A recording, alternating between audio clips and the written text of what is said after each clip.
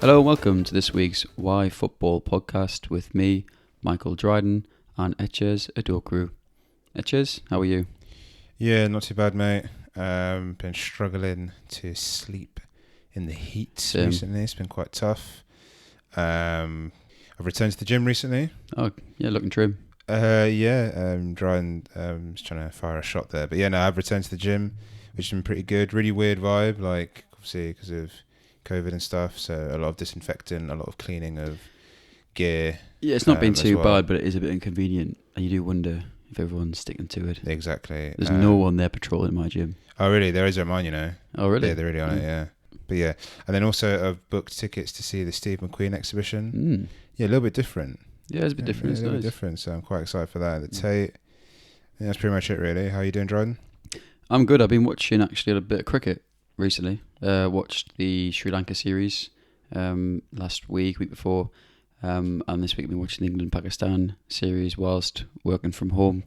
So if my boss is listening, I've been working. Interesting, Nazim Shah of Pakistan is 17 and he's bowling 90 miles an hour with the Pakistani team against England. And last year against Australia, he played in the series and he was 16. Who's got the fastest average bowling speed in Test cricket? Jofra Archer. No. Give you another guess. Mark Wood.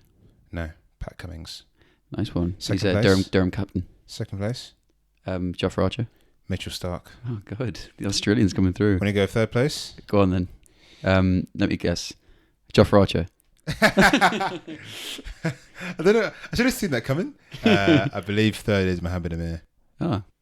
This week, Etches will be taking a look into Atletico Madrid's history, how Diego Simeone brought success back to the club, how they set up, and their chances in the Champions League this season. Before we start, please follow us on Twitter at @yfootball_ for our latest content. Please also follow and subscribe with us on Apple Podcasts, Spotify, and Acast for immediate access to future episodes. So why have you chosen Atleti? Yeah, so I thought this week I'd look into them because, you know, they're kind of always seen as the dark horses. It's whether they can actually win it this year. So a little bit of background on Atletico. Their manager is Diego Simeone, aka El Cholo. El Cholo came from Cholo Simeone, who was a player who played for Boca, and Diego Simeone's style, his energetic type of play, reminded coaches of this Cholo guy, hence the nickname. There is no relation between the two. They finished third in their league, 17 points behind winners Real Madrid. In the Copa del Rey, they lost to Cotral Leonesa in a shock defeat, and they remain in the CL hunt after beating Liverpool in the last 16. Big win. Yeah, it was indeed. Adrian had a bit of a stinker. Yep. And they've got RB Leipzig in the quarterfinals, who won't have Timo Werner, who opted to join Chelsea. It's so interesting, isn't it, that you just wouldn't want to see the rest of unless it's bad blood. I don't like him already.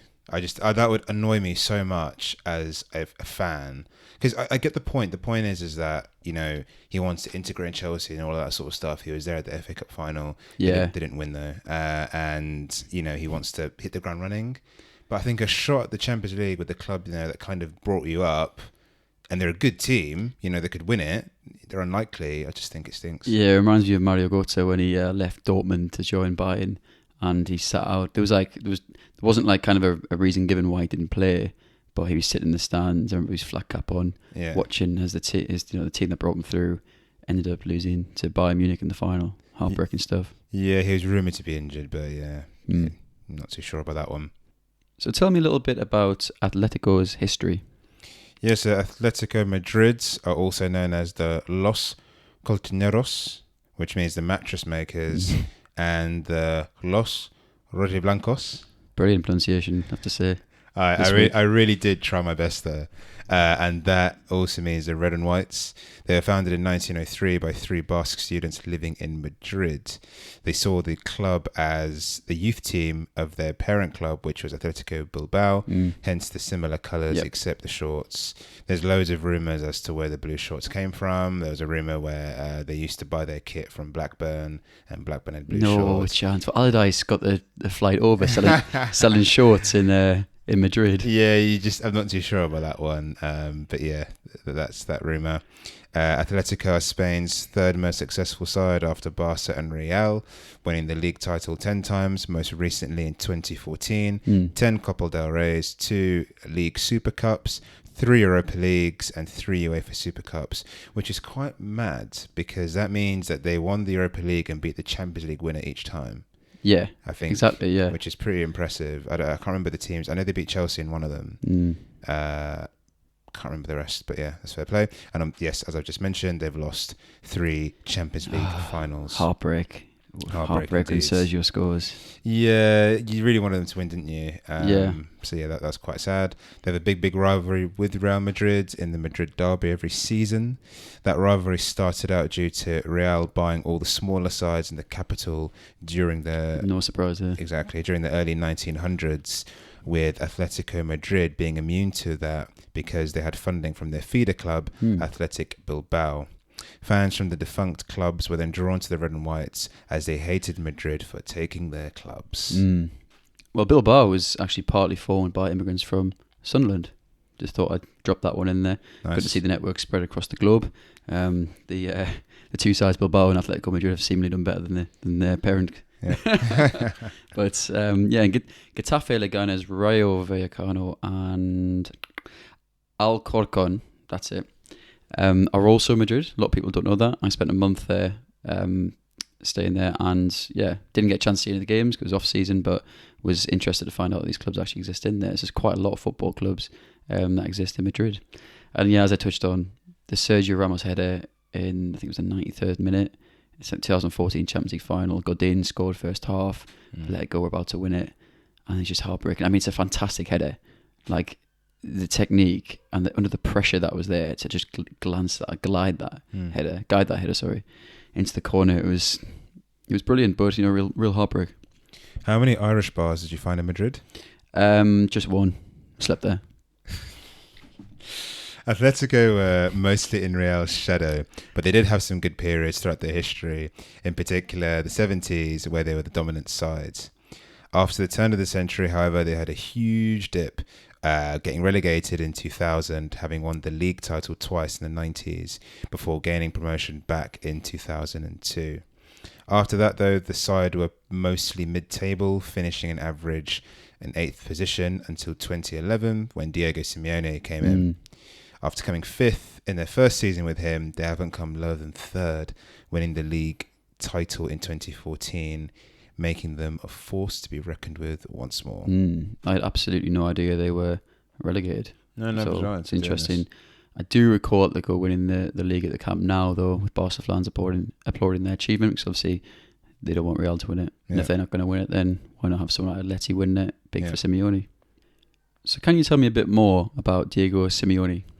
Yeah, Diego Simeone had a successful playing career. He played for Sevilla, Inter Milan, Lazio, and Atletico Madrid. He won the Serie A at Lazio, the Liga title at Atletico, and the UEFA Cup with Inter Milan. Internationally, he played over 100 games for Argentina.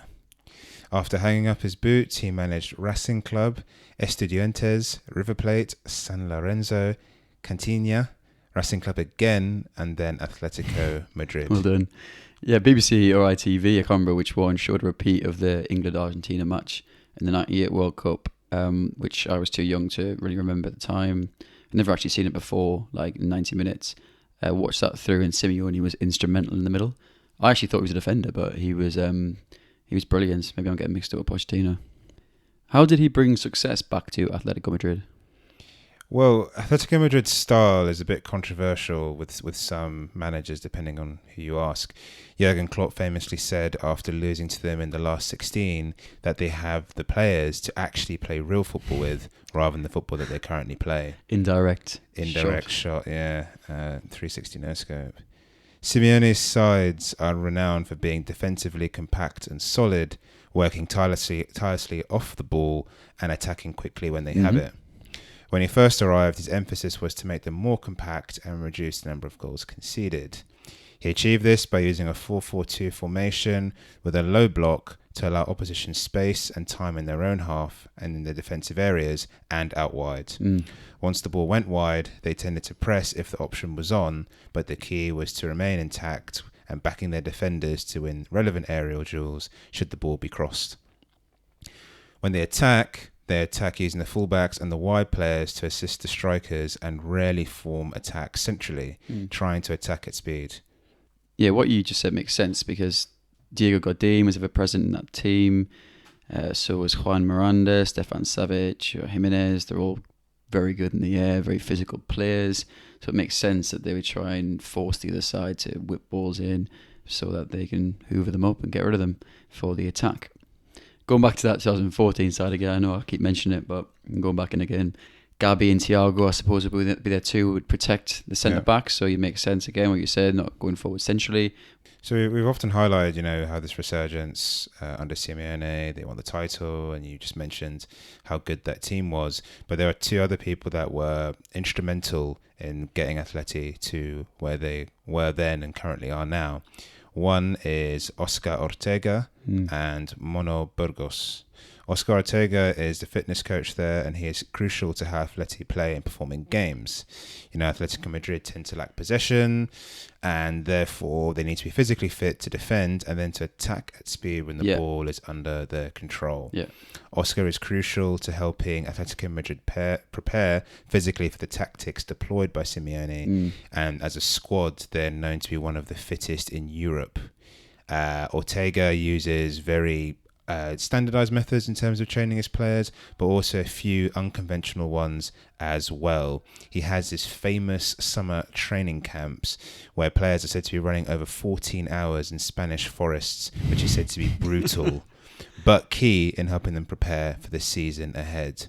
He's also advised on player fitness levels mid-game, which is said to be a key reason why they suffer so few muscular injuries, so he'll know, okay, this guy's in the red or this guy's in the white, and how to manage them.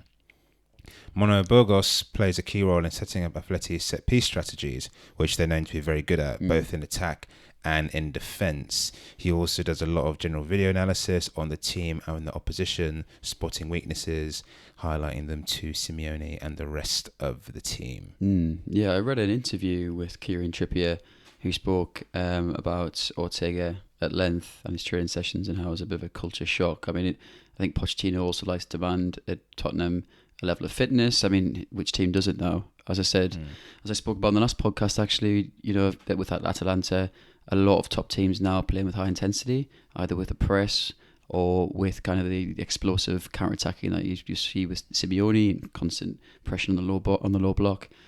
So having been Champions League dark horses for a while, as you said, last 4 or 6 seasons, can Atletico Madrid go one step further than 14 and 16 and actually lift the trophy? Yeah, Atletico went fantastic in the group stage this season. They finished with 10 points in a group featuring Juventus, Bayer Leverkusen and Lokomotiv Moscow. They failed to beat Juventus. Another team that's lost successive finals. Exactly. Drawing with them at home and losing away. Atletico's 3 wins came against Leverkusen and a double against Minno's Lokomotiv Moscow. They then stunned Liverpool, beating the holders home and away in the last 16. Quick fact for you on Juventus, they have lost the most European/Champions League finals in history. Oh, really? I believe the number is 7. Did it in a pub quiz, which I think you got the answer wrong, which makes sense. This season, to try and answer your question as to can they lift the trophy this year, they weren't spectacular in the group stage, but beat Liverpool. But the main problem is they've struggled with goals. They've had an unreal list of strikers throughout the years, including Fernando Torres, and Sergio Aguero, and Diego Forlan, Radamel Falcao, Antoine Griezmann, and now João Felix, who hasn't quite hit the heights of the former and has left their attack slightly blunted. They do have Morata and Costa, but both are seen as playing more target man roles. And in that 4-4-2, they need that sort of link man to kind of help with that. Yeah, like Griezmann, exactly. They'll need to sort that against high quality opposition, but with arguably the best keeper in the world in Jan Oblak and such a solid defence, anything is possible. Absolutely. Yeah, Costa was exceptional in his first stint at Atletico and in his time at Chelsea. I feel the Blues lost a lot of desire and potency up front when he left. Morata did come in, but didn't really have the same effect as when Costa came in and really hit the ground running. And it's interesting now that they're not playing together. So I wonder if it's going to work. I wonder if Costa is still the same player that he was, and if he can cope with the demands of the breaking tactics that we've discussed of Simeone. Clearly, the Griezmann deal had an impact on the Felix João deal. So we talk about João being 113 million fee paid. Probably wouldn't have been that high if it wasn't for the Griezmann deal. You'd like to think, like with a number of deals in history, the Andy Carroll one, for example, when Torres left at Liverpool, they are affected by other transfers, but he hasn't hit the sort of kind of heights that obviously Griezmann did, and Griezmann actually came through quite late. João Felix is a Golden Boy winner, being the kind of the hottest youngster, and there's a long list of really sensational players who have won that. Maybe that's affected the price tag. Some of the most revered strikers in history have won that, and also have passed through Atleti, like you've mentioned. So I wonder who the next star on their radar is. So regardless of what happens this season, whether or not they crash out in the quarterfinals or they win the whole competition, can Simeone take Atletico further? That's a really good question. He's been there since 2011. And Atletico will never have the riches of Real Madrid or Barcelona. They've won the league in 2014, so they need it to be the next level. So they have the infrastructure, so they successfully moved into a new stadium and they've remained competitive, but they kind of need that next level of influx of money for them to really propel themselves, because they've kind of sold some of their best players and replaced them. Lucas Hernandez went for 75 million to Bayern. It was a massive fee. Griezmann going to Barcelona, and that needs to stop for them to go further. The Griezmann going to Barcelona, Arda Turan going to Barcelona. Big players, the best players for them, seem to want to go elsewhere still. Yeah, it's very true. To change that mindset and mentality for Simeone to take them further, they'll need investment either in the packages they pay them, which ties into the riches that Real and Barca have, or they need to, try and win more titles. But they're at a level, I think they've hit a ceiling, which it's kind of maybe someone else needs to come in and take the reins. He's been there, as I mentioned, for a very long time.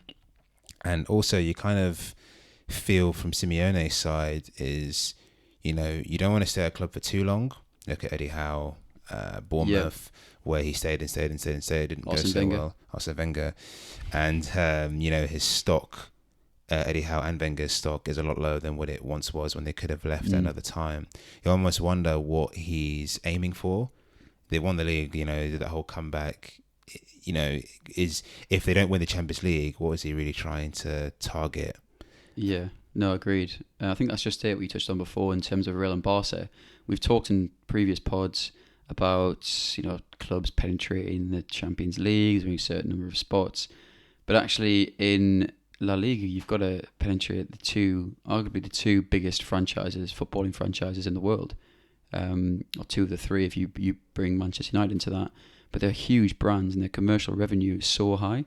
So as you said, unless Atleti are taken over by PSG or City level money, then they will never compete financially on a consistent basis, and that flows down to the team and its success over a longer period. So there's a chance that they could fade away without that, and when eventually Simeone goes, I think I mentioned in the last pod about Gasperini at Atalanta, Simeone's got such a tactical identity. When he eventually moves away, what happens then? If they bring the wrong manager in, they haven't got the resources for that safety net that, say, United have and Real have and Barcelona have.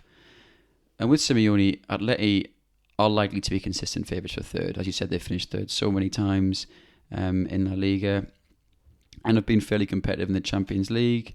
They're perhaps likely to reach another final at some point. With Simeone still there, they could win it. Who knows what will happen this season. But my point is, perhaps the club is actually satisfied with that, particularly as they have just moved stadium, so stability is key.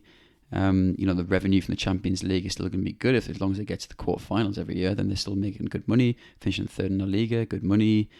Is that stability actually something that the board's actually happy with? But the fans and Simeone, they might want more. And if they're ambitious, as I suppose they are, it'll be interesting to see if Simeone is at the club in 3 years' time, if the club does not bring success in the Champions League, and remains kind of the third place champion. Although on the flip side, you could say when he does eventually win a Champions League, maybe that's when he'll go. Maybe he sees it as a project where he really wants to win this Champions League with Atletico. He played there, he's managed there for so long, he's lost 2 finals. Does he want to actually just do that? And then will we see him move on to another club? Yeah, no, that's a really good point. It'd be good to see him try and move elsewhere. On your note about Real Madrid and City money, I actually just checked. He's paid 36.2 million a year. Apparently, he's the highest paid manager in Diego Simeone. Yeah. Oh. Apparently, he's the highest paid manager in Western football. Oh wow. That's great. 36.2 million a year. I literally, when you were talking, I just literally just checked it, and yeah. So obviously, if he did leave, they could reinvest some of that into the team. That'd be a good point. But yeah, definitely, I think maybe you are right that he's kind of looking for that Champions League victory to kind of then complete his project there. But if they don't, you wonder how many more years he'll actually stay there for. And what I also wonder as well is, we've talked a lot about his defensive style, about Klopp being very angry when he lost, like he normally is, saying that, they have real footballers who play real football, but they didn't today, despite winning. I do wonder, success for clubs and revenue is massive and is the biggest thing. Would that style inhibit him going to certain clubs who've got a particular tactical identity already, say Barca, or an owner who just wants their team to play attractive football? Yeah, no. I don't agree with Klopp's kind of argument that this sort of football almost shouldn't be in the game. Football is so different to so many people, and people view it in so many different ways. And I think to build a side and a tactical identity like Simeone has is brilliant, and it shouldn't be. A defensive tactic can be as good as an attacking tactic, but then again, do certain clubs and owners want to have this Klopp brand or this Atalanta brand that's got 98 goals in a season? Yeah, no, definitely. I think something which I can't prove statistically, but I know as a fact in football, is that if you play football like Simeone or Mourinho now, you have a lot less time at a club than you do if you play football like Klopp or Gasperini, because it's the argument, you play negative football and you're losing, what's the benefit? The fans aren't enjoying it and you're not winning. Yeah. When you play attractive football and you're bringing in some youngsters, but you're losing 6-5, you can then say, oh, well, you've played a few youngsters and the football's quite good, let's give you some more time. Yeah, absolutely. So I definitely think that'd weigh into the minds of some big clubs because they have so many options. They don't just have Simeones, they could look at Guardiolas or they could look at Klopps. And when you look at those types of guys, you think, okay, do we pick this guy who only knows La Liga? This is the example if he were to leave Spain. Or do we pick someone else who maybe doesn't even know our league, but he plays a type of football where it's a risk we're willing to take? Yeah, absolutely. So that's all from us. Thank you to Etches for doing the research this week. No worries. And thank you for tuning in to this week's Why Football podcast. Please do not forget to follow us on Twitter at @yfootball_. Please also follow and subscribe with us on Apple Podcasts, Spotify and Acast for immediate access to future episodes. Cheers, guys, and we'll see you next week. Cheers.